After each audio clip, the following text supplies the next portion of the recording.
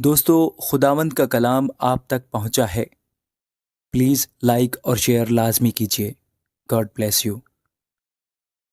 مقدس متی کی انجیل اس کا 8واں باب۔ جب وہ اس پہاڑ سے اترا تو بہت سی بھیڑ اس کے پیچھے ہو لی، اور دیکھو ایک کوڑی نے پاس آ کر اسے سجدہ کیا اور اس سے کہا، اے خداوند، اگر تو چاہے تو مجھے پاک صاف کر سکتا ہے۔ اس نے ہاتھ بڑھا کر اسے چھوا اور کہا، میں چاہتا ہوں تو پاک صاف ہو جا۔ وہ کوڑی کوڑ سے پاک صاف ہو گیا۔ یسوع نے اس سے کہا، خبردار، کسی سے نہ کہنا، بلکہ جا کر اپنے تئیں کاہن کو دکھا، اور جو نظر موسیٰ نے مقرر کی ہے اسے گزران، تاکہ ان کے لیے گواہی ہو۔ اور جب وہ کفرنہوم میں داخل ہوا تو ایک صوبہ دار اس کے پاس آیا اور اس کی منت کر کے کہا، اے خداوند، میرا خادم فالج کا مارا گھر میں پڑا ہے اور نہایت تکلیف میں ہے۔ اس نے اس سے کہا، میں آ کر اس کو شفا دوں گا۔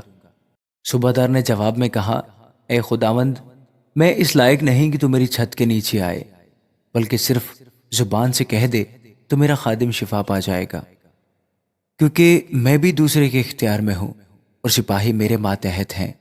اور جب ایک سے کہتا ہوں کہ جا تو وہ جاتا ہے، اور دوسرے سے کہ تو آ تو وہ آتا ہے، اور اپنے نوکر سے کہ یہ کر تو وہ کرتا ہے۔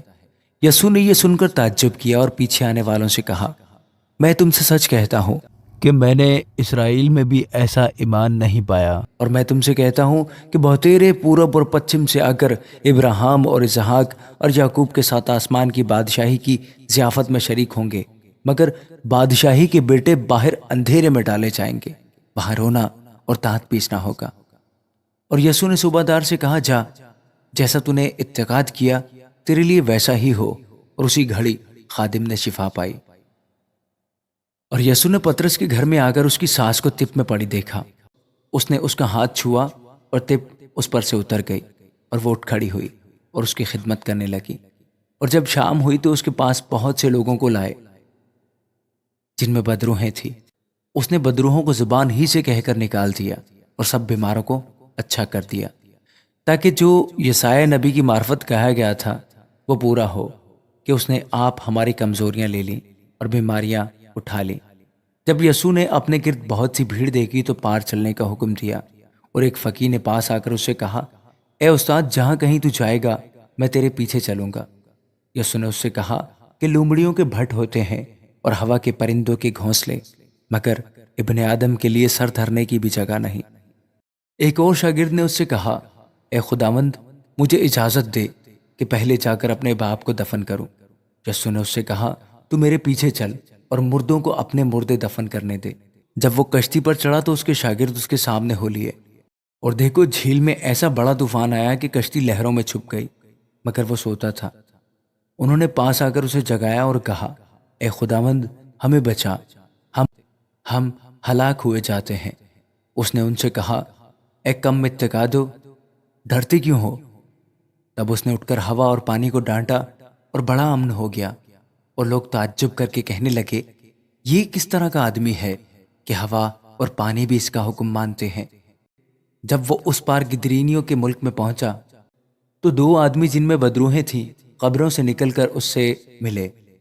وہ ایسے تند مزاج تھے کہ کوئی اس راستہ سے گزر نہیں سکتا تھا۔ اور دیکھو انہوں نے چلا کر کہا، اے خدا کے بیٹے، ہمیں تجھ سے کیا کام؟ کیا تو اس لیے آیا ہے کہ وقت سے پہلے ہمیں عذاب میں ڈالے؟ ان سے کچھ دور بہت سے سوروں کا غول چڑھ رہا تھا۔ پس بدروحوں نے اس کی منت کر کے کہا کہ اگر تو ہم کو نکالتا ہے تو ہمیں سوروں کے غول میں بھیج دے۔ اس نے ان سے کہا، جاؤ۔ وہ نکل کر سوروں کے اندر چلی گئیں، اور دیکھو سارا غول کراڑے پر سے جھپٹ کر جھیل میں جا پڑا اور پانی میں ڈوب مرا۔